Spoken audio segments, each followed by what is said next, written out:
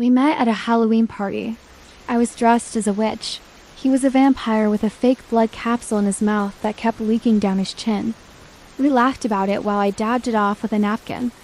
It was stupid and charming and very us. That night, we stood outside on the porch until 3 a.m. talking about horror movies, childhood pets, and the kind of people we wanted to be. I told him I wanted a quiet life with loud love. He said, same. And for the first time in years, I believed. We fell into each other fast, not in a chaotic, obsessive way, in a we've known each other forever way. He texted good morning before I even opened my eyes. We cooked dinner together while dancing to Fleetwood Mac. He memorized my coffee order. I learned how he liked his socks folded.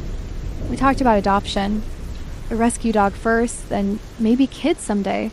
After 2 years, we moved in together. After 4, we married. He said, "You're home." I said, "You're my favorite hello." Our vows were simple and raw and made people cry. I didn't think it was perfect, but I thought it was solid. Real, I always thought the change came slowly. Not dramatic, not obvious. Just quiet distance that grew like mold under paint. He started coming home later, said work was crazy. I believed him, why wouldn't I? Then came the phone habits. He turned off previews on his lock screen, started keeping his phone face down, started taking it into the shower. He used to leave it everywhere, on the counter, in the car, on the bed while brushing his teeth. Now it never left his side. One night I asked, "Is there something you want to tell me?"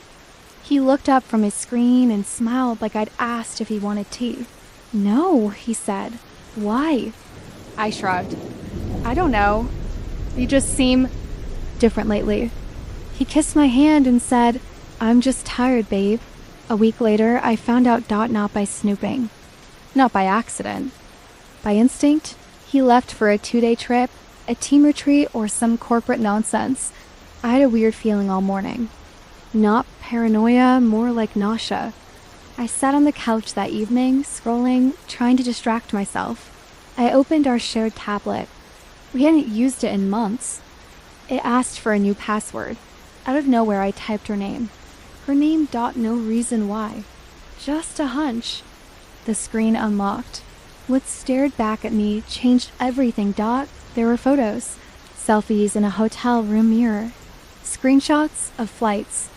A picture of a half-eaten breakfast in bed with her hand visible. That hand I'd recognize anywhere from social media. Her name was Hannah. She was someone he'd gone to college with. Someone he told me he'd lost touch with.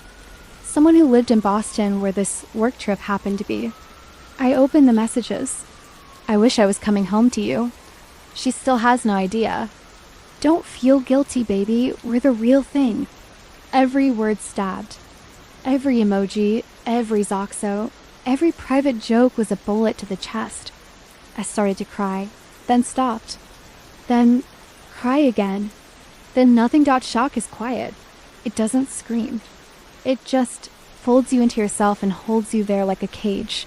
He came home the next night with a tan and a keychain for me. Said he missed me, said Boston was exhausting.